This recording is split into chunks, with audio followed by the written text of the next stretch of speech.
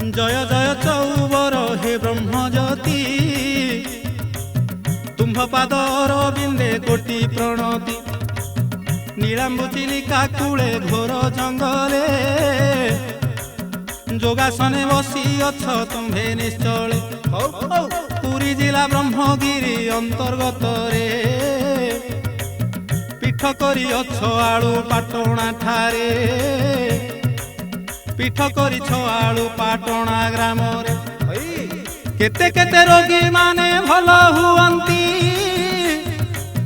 केते केते भक्त तुम्भ नाम भजंती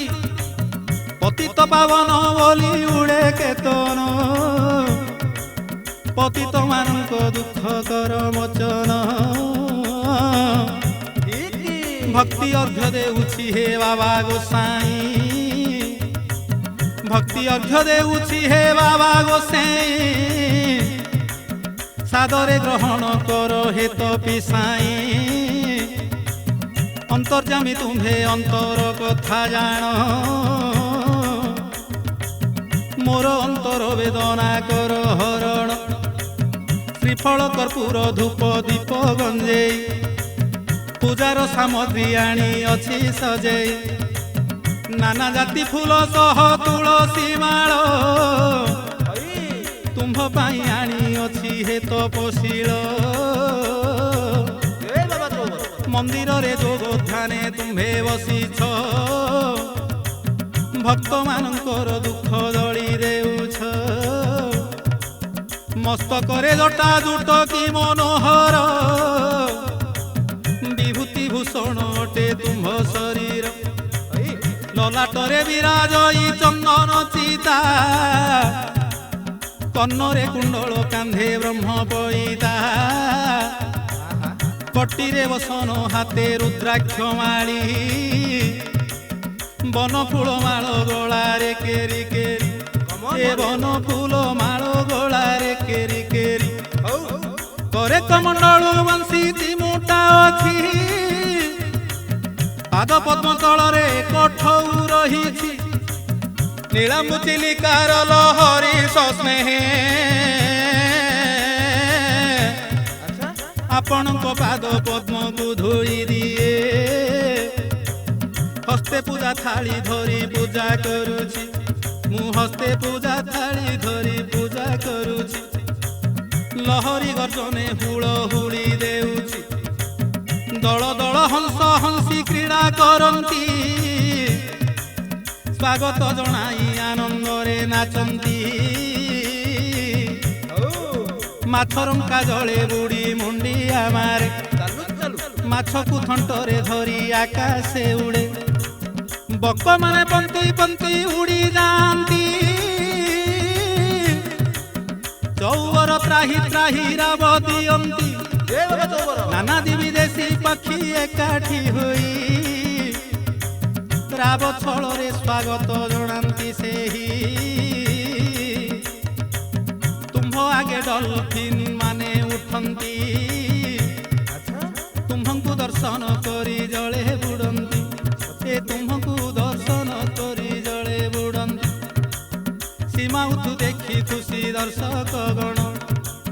फेरी आसी तुम्भंकु करंती दर्शन पूर्व दिगरे तो पीठ शिप कुदारे पश्चिम रे पीठ खटी साही ग्राम रे दक्षिण रे महोदधि चिलिका कूल उत्तर दिगरे सातपड़ा अंचल भक्तर बांधव तुमे भक्त रतन भक्तंक पाई मर्ते होइल जनम जेते दूरे जेडा कोई ता कथा सुन भक्त मानक कामना कर पूरण चतुर्वर्ग फल तुम्हे प्रदान कर तेणु करी नाम तुम्भर चौबर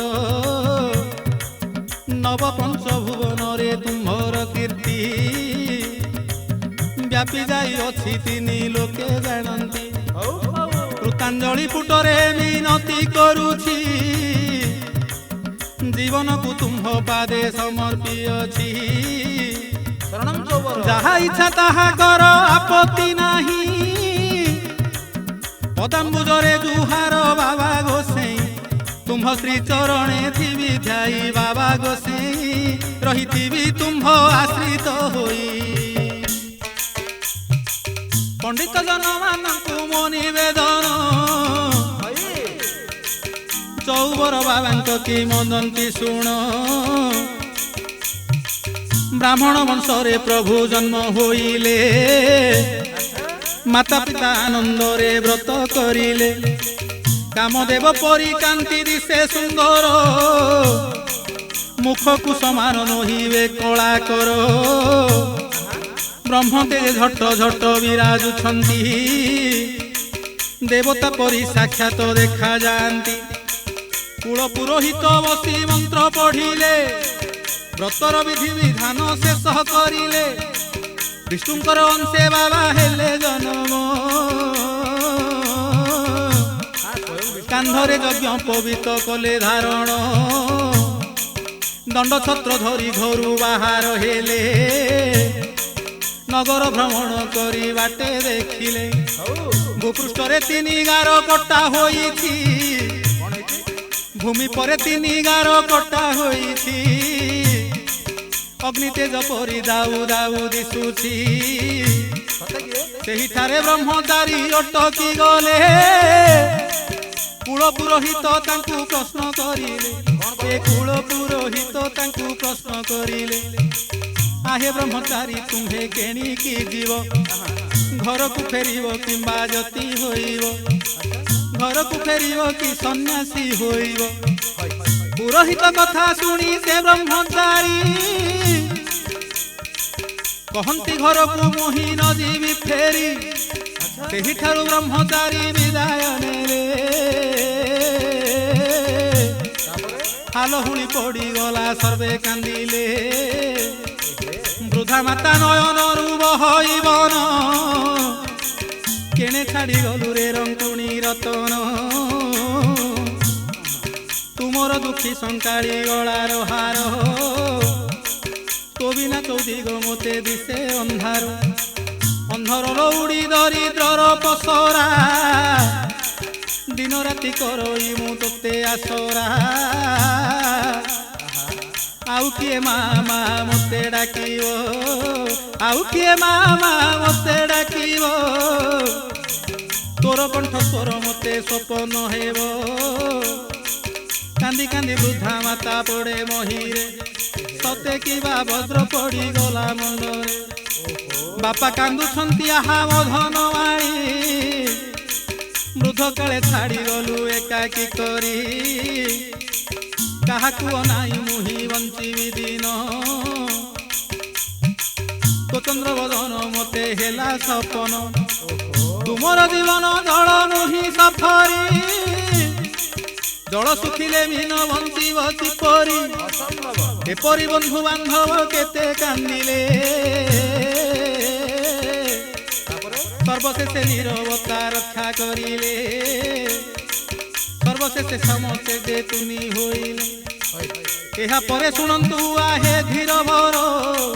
ଖଣ୍ଡଗିରିରେ ପ୍ରବେଶ ବାବା ଚୌବର। ପର୍ବତ ମାଳ ମାଳରେ ବନ ବେଷ୍ଟିତ ଆହା କି ସରସ ଖଣ୍ଡଗିରି ଶୋଭାତ। ସେ ଗୁମ୍ଫାରେ ମୁନି ଋଷି ଧ୍ୟାନ କରନ୍ତି ନାରାୟଣ ନାରାୟଣ ବୋଲି ଜପନ୍ତି। ବ୍ରହ୍ମଚାରୀ ସେ ନାମକୁ ଭଜିବା ପାଇଁ ଏ ବ୍ରହ୍ମଚାରୀ ସେ ନାମକୁ ଭଜିବା ପାଇଁ ଖଣ୍ଡଗିରିରେ ଗୁରୁଙ୍କୁ କହିଲେ ଯାଇ।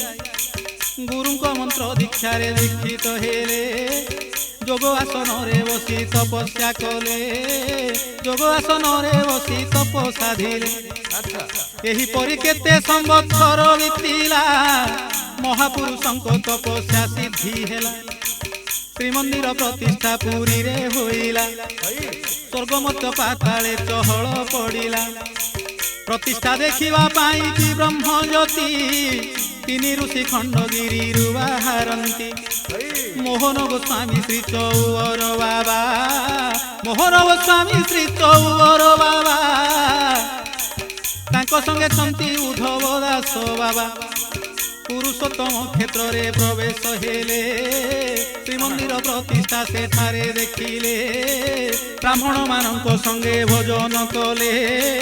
तीन ऋषि जगन्नाथ को जे ध्याये जय जय जगन्नाथ नीलाचलिया जय जय जगन्नाथ चका डोलिया तुम नाम भोजी काक अमर हेला तुम नाम भोजी हनु सिंधु डेला जय जगन्नाथ सुख सनक जनक नारद मुनि तुम नाम को भजंती दिवार जनी सुना शिर वेद वर चंद्र भास्कर ध्यान करुचंती बसी तुम पयर तुम नाम जपी जपी जीवन जाऊ एतिकी सुदया कर हे महाबाहु एही परि तिनि ऋषि स्तव करिले पुरुषोत्तम क्षेत्र रु फेरी आसिले भूषंडपुरे उद्धव बाबा रहिले ए भूषंडपुरे उद्धव बाबा रहिले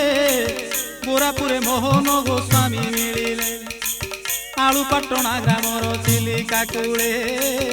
आलुपाटणा ग्रामर चिलिका कूले चौबर तप कले घोर जंगले ए चौबर तप कले घोर जंगले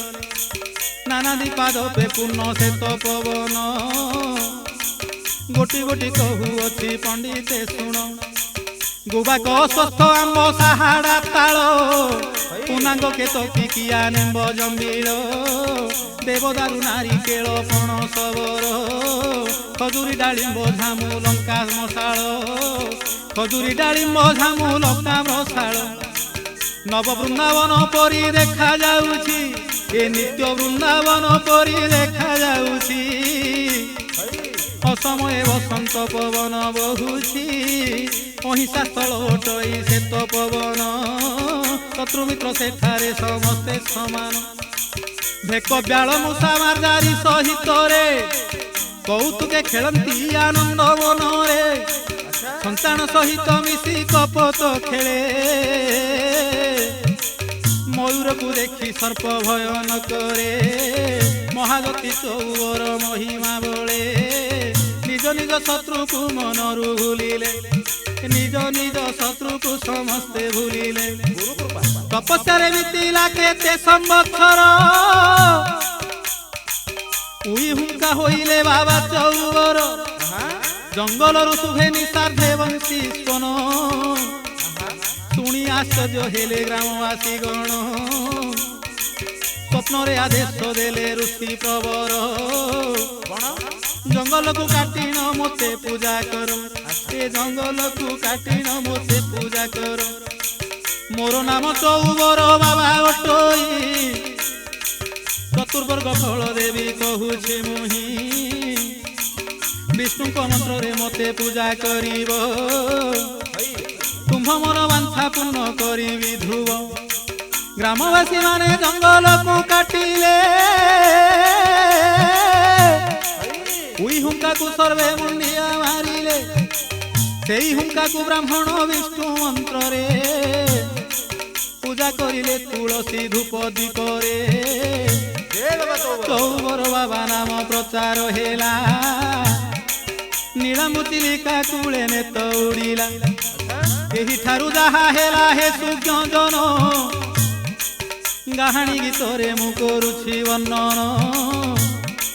दुखी श्याम बाबाजी पुरी रु आसिले ए दुखी श्याम बाबाजी पुरी रु आसिले चौबर बाबा पीठरे पहुँचिले मुई हुंका देखी ध्याने तिनी पारिले चौबर बोली प्रत्यक्ष रे जानिले ग्रामवासी को कहिले मो कथा सुन सात कुड़ुआ अबढ़ा पुरी रुआण सात कुड़ुआ अबढ़ा पुरी रुआण सात जन बाबाजी आनिब संगरे ए सात जन बाबाजी आनिब संगरे समाधि प्रतिष्ठा हेबो एही ठाबरे अबढ़ा सहित सप्त ऋषि आसिले अबढ़ा सहित सप्त ऋषि आसिले चौबर बाबा को समाधि करिले समाधि प्रतिष्ठा करिले ऋषिगण समाधि प्रतिष्ठा करिले ऋषिगण ସେ ଯାହାର ଆଶ୍ରମକୁ କଲେ ଗମନ ତାପର ବିଷୟ ଏବେ ଶୁଣ ପଣ୍ଡିତ ଗଣ ଚୌବର ବାବା ମହିମା ମାନ ଧନ୍ୟ ଚୌବର ଧନ୍ୟ ଆଳୁ ପାଟଣା ଧନ୍ୟ ତପବନ ଧନ୍ୟ ଧାତା ଘଟଣା ଧନ୍ୟ ଧନ୍ୟ ଭକ୍ତ ବୃନ୍ଦ ତୁମ୍ଭର ମନ ଅବକାଶରେ କର ନାମ ସଂକୀର୍ତ୍ତନ ଧନ୍ୟ ସାତପଡ଼ା ଅଞ୍ଚଳବାସୀ ଗଣ ଦୈନନ୍ଦିନ ଚୌବର କରି ଦର୍ଶନ ଧନ୍ୟ ହୋଇଅଛି ତୁମ୍ଭ ମାନବ ଜନ୍ମ ଚୌବର ବାବା ତ ସ୍ୱୟଂ ପରମ ବ୍ରହ୍ମ ଦର୍ଶନେ ମହାପାତକ ଛାଡ଼ି ପଳାଏ ଦର୍ଶନେ ମନୋକାମନା ପୂରଣ ହୁଏ ସନ୍ଧ୍ୟା ଆଳତି ବେଳେ କେତେ ଭକ୍ତ ଗଣ ମୃଦଙ୍ଗ ପଖ ଯବ ଯାନ୍ତି ଘନ ଘନ କେହୁ କରତାଳି ଭେରି ତୁରି ବଜାନ୍ତି ଘଣ୍ଟ ଘଣ୍ଟା ଶବଦେ ତ୍ରିପୁର କମ୍ପାନ୍ତି ତୁମ ନାମ ଧରି କେ ଉନ୍ମତେ ନାଚଇ ଭକ୍ତିରେ ପାଗଳ ହୋଇ ପ୍ରେମେ କାନ୍ଦଇ ଧନ୍ୟ ଚୌବର ବାବା ମହିମା ତୋର ବର୍ଣ୍ଣନା କରିବା ଶକ୍ତି ନାହିଁ ମୋହର ଶିବପୁରା ଗ୍ରାମେ ଥିଲା ଏକ ଭକତା ପ୍ରତିଦିନ ଦର୍ଶନରେ ଆସେ ବନିତା ପାଦୋଦକ ଜଳ ତୁଳସୀ ପାନ କରେ ତୁମ୍ଭଙ୍କୁ ମୁଣ୍ଡିଆ ମାରି ଗ୍ରାମକୁ ଫେରେ ଆଳୁ ପାଟଣାରୁ ଶିବପୁରା ପର୍ଯ୍ୟନ୍ତ ଦୁଇ କୋଶ ବାଟ ହେବ ଶୁଣ ପଣ୍ଡିତ କିବା ଶୀତ କିବା ଖରା କିବା ବର୍ଷା ତ ନ ମାନି ଆସଇ ପ୍ରତିଦିନ ପ୍ରଭାତ ଏକ ଦିନେ ଘରୁ ସେ ବାହାରି ଆସିଲା ଏକ ଦିନେ ଘରୁ ସେ ବାହାରି ଆସିଲା ବାଟରେ ପ୍ରବଳ ଝଡ଼ ତୋଫାନ ହେଲା ହାତରେ ଡାକିଲା ହେ ବାବା ଚୌବର ଘୋର ବିପଦରୁ ତୁ ମୋତେ ରକ୍ଷା କର ବ୍ରାହ୍ମଣ ବେଶରେ ପ୍ରଭୁ ସେଠାକୁ ଗଲ ମହାବିପଦରୁ ଭକ୍ତାଙ୍କୁ ରକ୍ଷା କଲ ସ୍ୱପ୍ନରେ ଆଦେଶ ଦେଲ ଆଉ ନ ଯିବୁ ଘରେ ରହି ଜଳ ତୁଳସୀ ତୁ ପାଇବୁ ଆଶ୍ଚର୍ଯ୍ୟ ଘଟଣା ତା ଘରେ ଦେଖାଇଲ ଅଦୃଶ୍ୟରେ ଜଳ ତୁଳସୀ ହସ୍ତେ ଦେଲ ଗ୍ରାମର ମଧ୍ୟ ଭାଗେ କଠଉ ରଖିଲ ଭକ୍ତଙ୍କୁ ତୁମ୍ଭେ ସ୍ୱପ୍ନରେ ଆଦେଶ ଦେଲ ମୋର ମନ୍ଦିରରୁ ଆଜ୍ଞାମାଳ ଆଣିବୁ ଗ୍ରାମର ମଧ୍ୟ ଭାଗରେ ମୋତେ ପୂଜିବୁ ସଂକୀର୍ତ୍ତନ ନେଇ ଗ୍ରାମବାସୀ ଆସିଲେ ଠାକୁରଙ୍କ ଆଜ୍ଞାମାଳ ସଙ୍ଗରେ ନେଲେ ସେହି ଦିନ ଠାରୁ ଶିବପୁରା ଗ୍ରାମରେ ରେ ଶିବପୁରା ଗ୍ରାମରେ ଚୌବର ବାବା ପୂଜା ହେଲେ ସେଠାରେ ସେହି ଦିନ ଠାରୁ ଶିବପୁରା ଗ୍ରାମରେ ଚୌବର ବାବା ପୂଜା ହେଲେ ସେଠାରେ ଶୁଣ ଶୁଣ ମୋ ପଣ୍ଡିତ ନରେ ହେଲା ଯା ପରେ ସବୁ କହୁଛି କାହାଣୀ ଗୀତରେ ଆଉ ଏକ ଘଟଣା ଶୁଣିବେ ପଣ୍ଡିତ ଟୁଟିଥିଲେ କ୍ଷମା ଦେବେ ନିଜ ଗୁଣିତ ବହୁ ପୁରାତନ କଥା ଅଟେ ଏହି ତ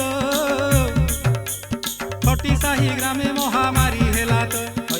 କୁଢ଼ କୁଢ଼ ହୋଇ କେତେ ଲୋକ ମରିଲେ କୁଢ଼ କୁଢ଼ ହୋଇ କେତେ ଲୋକ ମରିଲେ ଭୟରେ ଲୋକ ଦାଣ୍ଡକୁ ନ ବାହାରିଲେ ଶହ ଶହ ନର ନାରୀ ଗ୍ରାମ ଛାଡ଼ିଲେ ବାବାଙ୍କ ପାଦରେ ଗୁହାରିଆ ପଡ଼ିଲେ ଏକ ନାଗ ସର୍ପ ମନ୍ଦିରରୁ ଆସିଲା ଗୁହାରିଆ ଭିତରେ ପଶି ଠିଆ ହେଲା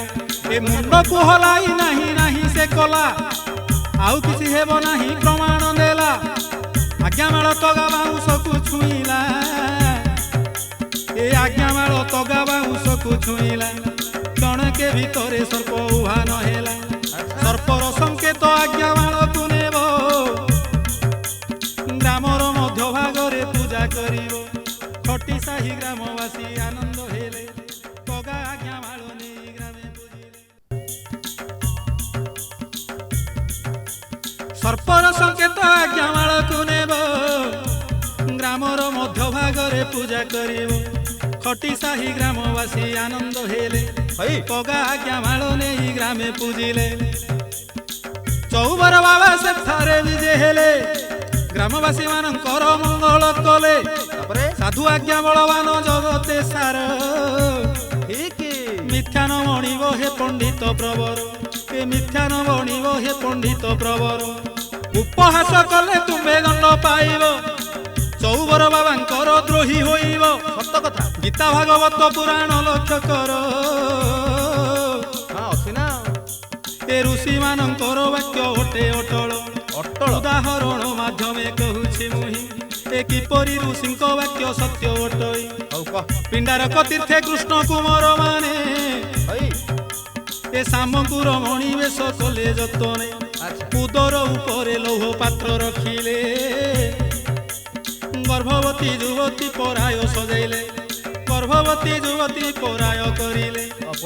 ऋषिगण आसुथिबार से देखिले उपहास करी ताहांकु पचारिले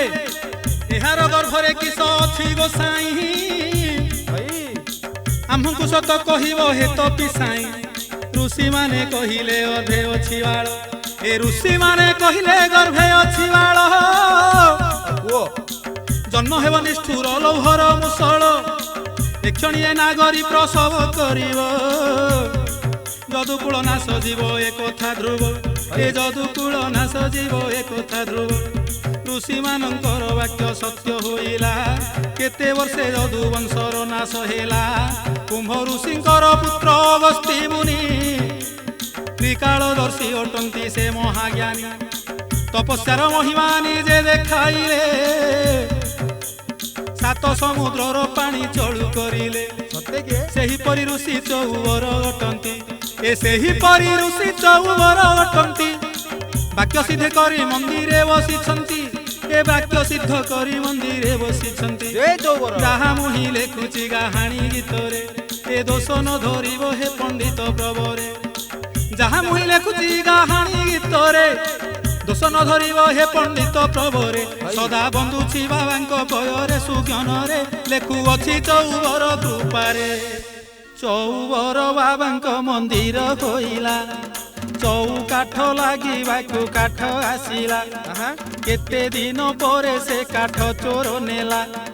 ग्रामर महाजनंकु बिक्री करिला एहा परे जाहा हेला सुण विदुष चोर को रोग ग्रासिला हुए हताश बड़ बड़ डाक्तरंक पासु फेरिला चौबरंक पासरे प्रवेश हेला काठ चोरी करी अछि निजे कहिला ठाकुरंक जंगले आत्महत्या कला महाजन काठ नेई घर तोलिला बाबांकर आज्ञारे घर पोड़ी गला स्वप्न रे कहिले ताकू बाबा चौबर कौन कहले काठ किनिबार पाइलु प्रतिफल एक कथा लोक आगरे प्रचार कर दुई मूर्ति बाबा दिवसा सिंह द्वार स्वप्नादेश पाई महाजन आसिला समस्त घटना लोक आगे कहिला सिंह द्वारे दुई मूर्ति बाबा स्थापिला बाबा को प्रणाम करी घर को गला चौबर बाबांकर महिमा शुण ए संक्षिप्त भावरे मु करिबी वर्णन रूपार चूल किरटी कठऊ बंशी थरे चोर नेला मंदिरे पशी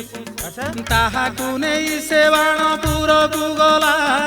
बैश महाजन को बिक्री करिला एही परी एक वर्ष बीतिबा परे नाग सर्प प्रवेश हेला तार घरे सर्प को देखी हाल हुली पड़िला पिटिबा बेलरे सर्प उभा न हेला आश्चर्य आउ दिने फणा टेकी दान द्वार रे सर्प ठिया होइछि देखिले नेत्र रे पुणी थरे सेव ईश्व महाजन भासई गिर दोष जदि करिछि मते क्षमा कर ऋषि वेश को धरी बाबा चौबर स्वप्न रे कहिले तुही शुण मो गिर कौन कहले मोर नाम चौबर बाबा अटई आलू पाटणा रे पीठ करिछि मुही ରୂପାର ଚୂଳ କିରଟି ବଂଶୀ କଠଉ ରଖିଛୁ ଯେଣୁ ତୋର କ୍ଷତି ହେବ ବହୁ ସତ କଥା ତାକୁ ନେଇ ଆଳୁ ପାଟଣା ଗ୍ରାମେ ଯିବୁ ସମସ୍ତ ଘଟଣା କହି ଜିନିଷ ଦେବୁ ସ୍ୱପ୍ନାଦେଶ ପାଇ ସେ ବସ୍ୟ ମହାଜନ ଆଳୁ ପାଟଣା ଗ୍ରାମକୁ କଲା ଗମନ ଘଟିଥିବା କଥାକୁ କରିଲା ବୟାନ ଶୁଣି ଆଶ୍ଚର୍ଯ୍ୟ ହେଲେ ନର ନାରୀ ଗଣ ଚୂଳ କିରଟି କଠଉ ବଂଶୀକୁ ଦେଲା ବାବାଙ୍କୁ ଦର୍ଶନ କରି ଘରକୁ ଗଲା ଶୁଣନ୍ତୁ ତାପରେ ଯାହା ହେଲା ମହିମା ଭଲା କି ପ୍ରକାରେ ମହିମା ବିସ୍ତରିଲା ଶ୍ରୁତି ଡେରି ଶୁଣିବେ ମୋ ଭାଇ ଭଉଣୀ ବାଲେଶ୍ୱର ଜିଲ୍ଲାର କହିବି କାହାଣୀ ହଉ ଅନନ୍ତ ମିଶ୍ରର ପୁଅ ଝିଅ ନଥିଲା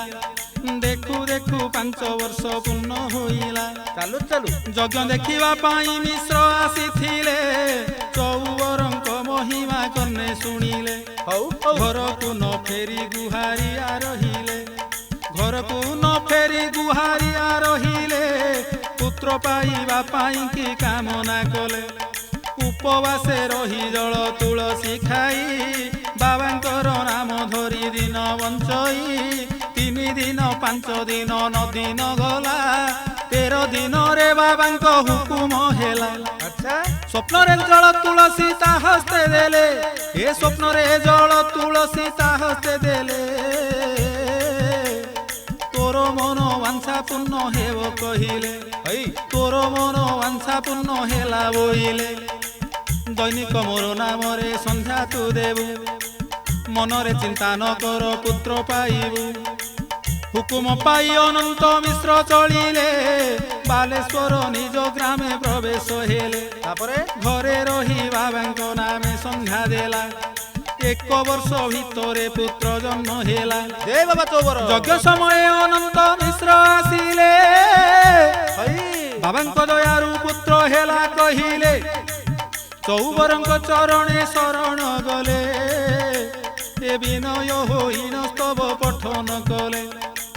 ଜୟ ଜୟ ଚୌବର ମହିମା ତୋର ଲକ୍ଷ ଲକ୍ଷ ଭକ୍ତ ମୁଖେ ହୁଏ ପ୍ରଚାର କେତେ ପାପୀ କେତେ ରୋଗୀ ତୁମ୍ଭ ପୟରେ ଦୁଃଖକୁ ଜଣାଉଛନ୍ତି ଦିବା ରାତ୍ରରେ ଅନନ୍ତ ମିଶ୍ର ଏପରି ସ୍ତବ କରିଲେ ଚୌବରଙ୍କ ପାଶରୁ ବିଦାୟ ହେଲେ ମନ ଦେଇ ଶୁଣ ଆହେ ମୋ ଦେଶ ଭାଇ ମନ ଦେଇ ଶୁଣ ଆହେ ମୋ ଭକ୍ତ ଭାଇ ଆଉ ଏକ ଘଟଣା କହିବି ବୁଝାଇ କଣ ହେଲା ଆଳୁ ପାଟଣା ଗ୍ରାମର ଏକ ଯୁବତୀ ସ୍ଥାନୀୟ ଘଟଣା କିଏ ଏ ଆଳୁ ପାଟଣା ଗ୍ରାମର ଏକ ଯୁବତୀ ଏ କେତେ ବର୍ଷ ଯାଏ ନ ହେଲା ପୁତ୍ରବତୀ ବାବାଙ୍କ ପାଶରେ ସେ ଗୁହାରିଆ ହେଲା ବାବାଙ୍କ ପାଶରେ ଗୁହାରିଆ ରହିଲା ନ ଖାଇ ନ ପିଇ ଉପବାସେ ଶୋଇଲା ଏହିପରି 21 ଦିନ ବିତିଲା ଚୌବରଙ୍କ ହୁକୁମ କେବେ ନ ହେଲା ମନରେ ଭାବିଲା ଆତ୍ମହତ୍ୟା କରିବି ଅପୁତ୍ରିକ ମୁଖ କାହାକୁ ଦେଖାଇବି ସତ ଅପୁତ୍ରିକ ମୁଖ ଚାହିଁଲେ ଅମଙ୍ଗଳ ଯେଉଁଆଡ଼େ ଗଲେ କାର୍ଯ୍ୟ ହୁଏ ବିଫଳ ହଇ ଚୌବରଙ୍କ ପାଦରେ ଜୁହାର କଲା ବରଗଛ ଡାଳରେ ସେ ରସି ବାନ୍ଧିଲା ଆରେ ଆରେ ଆରେ କାନ୍ଦି କାନ୍ଦି ଡାକିଲା ବାବା ଚୌବର କାନ୍ଦି କାନ୍ଦି ଡାକିଲା ହେ ବାବା ଚୌବର ଦୁଃଖିନୀର ଦୁଃଖ ପ୍ରଭୁ ମୋଚନ କର କେତେ କେତେ ପାପୀ ହୋଇଛନ୍ତି ଉଦ୍ଧାର କେତେ କେତେ ପାପୀ ହୋଇଛନ୍ତି ଉଦ୍ଧାର ମୋ ବେଳକୁ କାହିଁକି ହୋଇଲ ପଥର ସାଧୁ ଆଜ୍ଞା ବଳବାନ ଲୋକେ କହନ୍ତି ଏ ସାଧୁ ଆଜ୍ଞା ବଳବାନ ଲୋକେ କହନ୍ତି ଚୌବର ବାବା ନାମ ଗାଉଛି କ୍ଷିତି ତୁମ୍ଭ ଚରଣରେ ଆତ୍ମାକୁ ସମର୍ପିଲି ରଖିବ କି ନ ରଖିବ ଶରଣ ଗଲି ଆପଣଙ୍କ ଇଚ୍ଛା ଏହା କହି ନାରୀ ଗଳାରେ ଫାସ ଦେଲା ବରଗଛ ଡାଳରୁ ତଳକୁ ଝୁଲିଲା ଏ ସମୟ ପ୍ରଭୁ ଅଦୃଶ୍ୟ ରହିଥିଲେ ବରଗଛ ଡାଳୁ ରସି ଫିଟାଇ ଦେଲେ ସତେ କି କଚାଡ଼ି ହୋଇ ସେ ଭୂମି ପରେ ପଡ଼ିଲା କିଏ ଫିଟାଇ ଦେଲା ଉର୍ଦ୍ଧ୍ୱକୁ ଚାହିଁଲା ଉପରକୁ ଋଷି ବେଶେ ଚୌବର ପାଶେ ପହଞ୍ଚିଲେ କମଣ୍ଡଳରୁ ଜଳ ତାପରେ ସିଞ୍ଚିଲେ ଆଶ୍ଚର୍ଯ୍ୟ ବର ଦେଉଛି ତୁ ହୋଇବୁ ପୁତ୍ରବତୀ କୃପା ହେଲା ମୋ ନାମକୁ ଭଜୁଥିବୁ ତୁ ଦିବାରାତି ଅନ୍ତର୍ଯାମୀ ଠାକୁର ଅନ୍ତର ହୋଇଲେ ଭକ୍ତାର ମନୋବାଞ୍ଛା ପୂରଣ କରିଲେ ହଇ ବରଷକ ପରେ ତାର ପୁତ୍ର ହୋଇଲା ହଇ ଚୌବରଙ୍କ ମହିମା ବାନା ଉଡ଼ିଲା ଯେବେ ଚୌବର କୃପା ହେଲା ଶୁଣନ୍ତୁ ଭଲା ଆସ ହେବା ଚୌବରଙ୍କ ଚେଲା ଭକ୍ତ ବୃନ୍ଦ ମାନେ ଶୁଣ ମନ ମଜେଇ ବ୍ରହ୍ମପୁର ଘଟଣା କହିବି ସଜେଇ ପୁଣି ଥରେ ରାଜସୁବୁଧି ଗଞ୍ଜାମ ବ୍ରହ୍ମପୁରର ଏ ରାଜସୁବୁଧି ଗଞ୍ଜାମ ବ୍ରହ୍ମପୁରର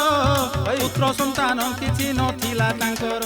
ଆହା ଚୌବରଙ୍କ ମହିମା କନେ ଶୁଣିଲେ ଚୌବରଙ୍କ ମହିମା କନେ ଶୁଣିଲେ ଦୁଇ ପ୍ରାଣୀ ବ୍ରହ୍ମପୁରରୁ ବାହାରିଲେ ଆଚ୍ଛା ପୁରୀ ଜିଲ୍ଲା ଆଳୁ ପାଟଣାକୁ ଆସିଲେ ଚୌବର ବାବାଙ୍କୁ ଦର୍ଶନ କରିଲେ କାନ୍ଦି କାନ୍ଦି ଡାକିଲେ ହେ ବାବା ଚୌବର ଆମର ମନୋକାମନା ପୂରଣ କର ଆହା କେତେ କେତେ ଅପୁତ୍ରିକ ପୁତ୍ର ପାଆନ୍ତି ହଇ କେତେ କେତେ ଅନ୍ଧକାଲା ଭଲ ହୁଅନ୍ତି ଆହା ଲକ୍ଷ ଲକ୍ଷ ଭକ୍ତ ମାନଙ୍କର କାମନା ପୂରଣ କରିଛ ପ୍ରଭୁ ଚୌବର ସିନା ଆମ କୋଳରେ ଗୋଟିଏ ଦିଅ ତୁମର ଗୋଟିଏ ଦିଅ ତୁମର ହେ ଗୋଟିଏ ଦିଅ ତୁମର ହଇ ଦିନ ରାତି ସେବୁଥିବୁ ତୁମ୍ଭ ପୟର ହେ ପ୍ରଭୁ ତୁମ୍ଭ ପୟର ଠାକୁରଙ୍କ ଫଟୋ ଚିତ୍ର ସଙ୍ଗରେ ନେଲେ ନିଜ ଘରରେ ରଖି ସେ ପୂଜା କରିଲେ ଆଚ୍ଛା ନିଜ ଘରେ ରଖି ସେ ପୂଜା ବିଧି କଲେ ବାବାଙ୍କ ନାମକୁ ହୃଦୟରେ ଜପନ୍ତି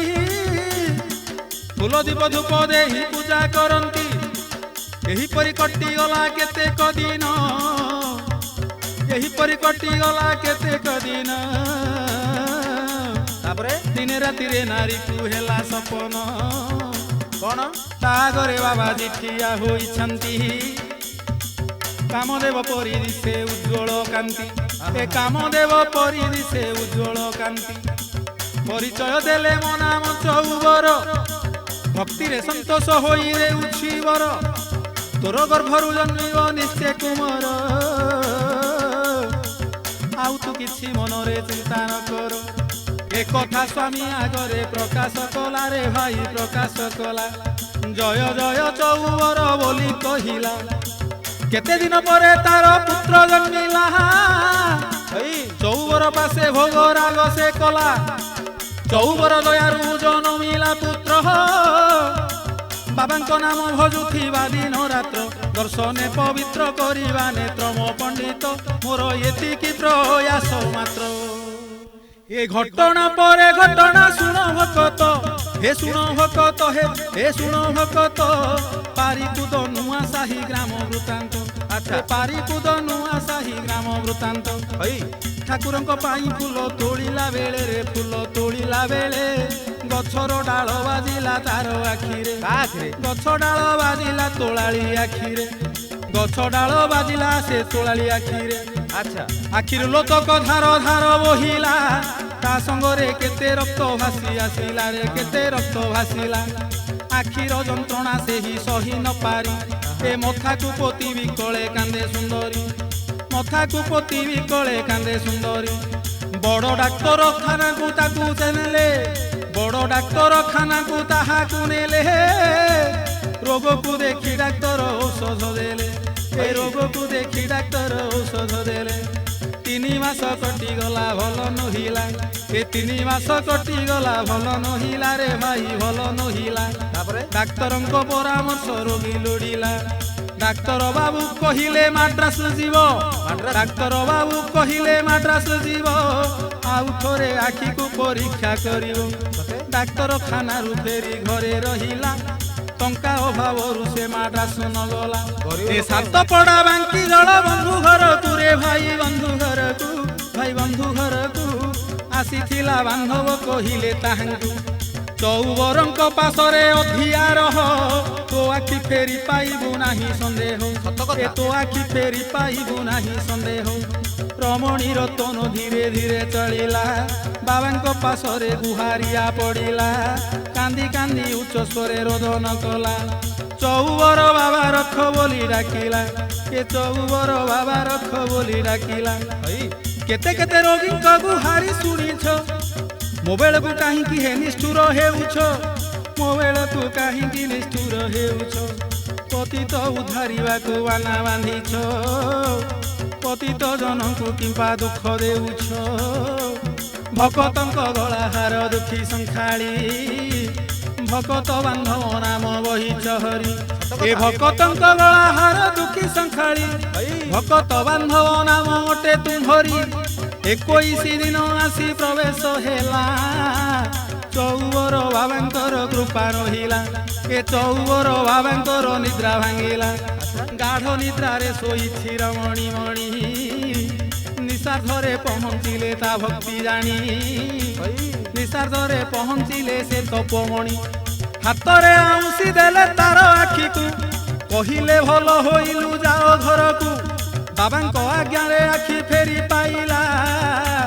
ହୁକୁମ ପାଇ ସୁନ୍ଦରୀ ଘରକୁ ଗଲା ରେ ସୁନ୍ଦରୀ ଘରକୁ ଗଲା ଏହିପରି କେତେ କେତେ ମହିମା ଅଛି ଏହିପରି କେତେ କେତେ ମହିମା ଅଛି ଆଉ ଏକ ଘଟଣା ବର୍ଣ୍ଣନା କରୁଛି ସ୍ୱପ୍ନରେ କହିଲେ ମୋ ପିଠେ ଯଜ୍ଞ କର ସ୍ୱପ୍ନରେ କହିଲେ ମୋ ପିଠେ ଯଜ୍ଞ କର ତୁମ୍ଭମାନଙ୍କର ନିଶ୍ଚୟ ହେବ ମଙ୍ଗଳ ଗ୍ରାମବାସୀ ମାନେ ବସି ବିଚାର କଲେ ଗ୍ରାମବାସୀ ମାନେ ବସି ବିଚାର କଲେ ନିଶ୍ଚୟ ଯଜ୍ଞ କରିବା ପ୍ରସ୍ତାବ ଦେଲେ ଏ ନିଶ୍ଚୟ ଯଜ୍ଞ କରିବା ସିଦ୍ଧାନ୍ତ ନେଲେ ଶ୍ରୀକ୍ଷେତ୍ରରୁ ବ୍ରାହ୍ମଣ ସାମନ୍ତ ଆସିଲେ ବିଶ୍ୱଶାନ୍ତି ମହାଯଜ୍ଞ ଆରମ୍ଭ କଲେ ହଜାର ହଜାର ନର ନାରୀ ଆସନ୍ତି ଏ ଯଜ୍ଞ ନାରାୟଣଙ୍କୁ ଦର୍ଶନ କରନ୍ତି ଯଜ୍ଞ ନାରାୟଣଙ୍କୁ ଦର୍ଶନ କରନ୍ତି ଅପୁତ୍ରିକ ନାରୀ କେତେ ଚୋରୁ ଖାଆନ୍ତି କେତେ ଦିନ ପରେ ପୁତ୍ରବତୀ ହୁଅନ୍ତି একথা মিথ্যা নুহই সত্য প্রমাণ ত্রেতয়া যুগর কথা পণ্ডিতে শুণ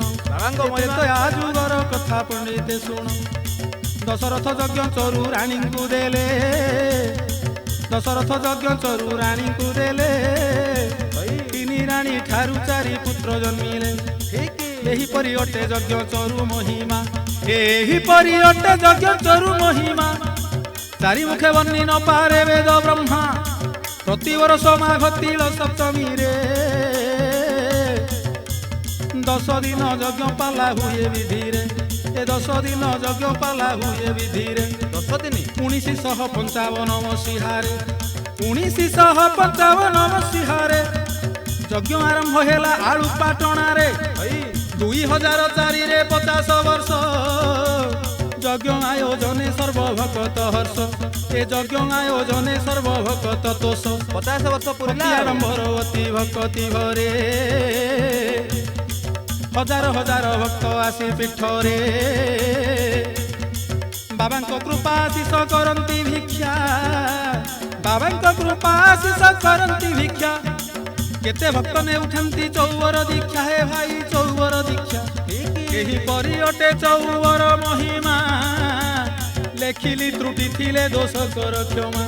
এ লেখিলি ভুল থিলে দোষ কর ক্ষমা মোর এতিকি প্রার্থনা জমা করিবে ঘেনা ধন্য ধন্য চৌবর মহিমা জয় বাবা চৌবর গোসাই কি জয় শ্রী শ্রী শ্রী বাবা চৌবর গোসাইଙ୍କ ଅପାର କରୁଣାରୁ ଅତି ଶୀଘ୍ର ମୁକ୍ତି ଲାଭ କରୁଛି କେଦାର ପାଣିଗ୍ରାହୀଙ୍କ ସୁଲଳିତ କଣ୍ଠରେ ନୂଆ ଭଜନ କ୍ୟାସେଟ୍ ଚୌବର କୃପା ଚିଲିକାର ତୀରେ ଆଳୁ ପାଟଣାରେ ବିଜେ ଚୌବର ଗୋସାଇ ହୋ ବିଜେ ଚୌବର ଗୋସାଇ ଜଗତର ନାଥ ବିଷ୍ଣୁ ଅଂଶେ ଜାତ ଭକତ ତାରିବା ପାଇଁ ହୋ ଚୌବର ଗୋସାଇ ଚୌବର୍ଗ ଫଳ ଥାନ୍ତି ଦେଇ ହୋ ଚୌବର ଗୋସାଇ ଭକତ ହିତେ ବାନା ଉଡ଼ାଇ ହୋ ଚୌବର ଗୋସାଇ ଆଳୁ ପାଟଣା ପୀଠରେ ରହି ହୋ ଦୁଃଖ ହରନ୍ତି ସେହି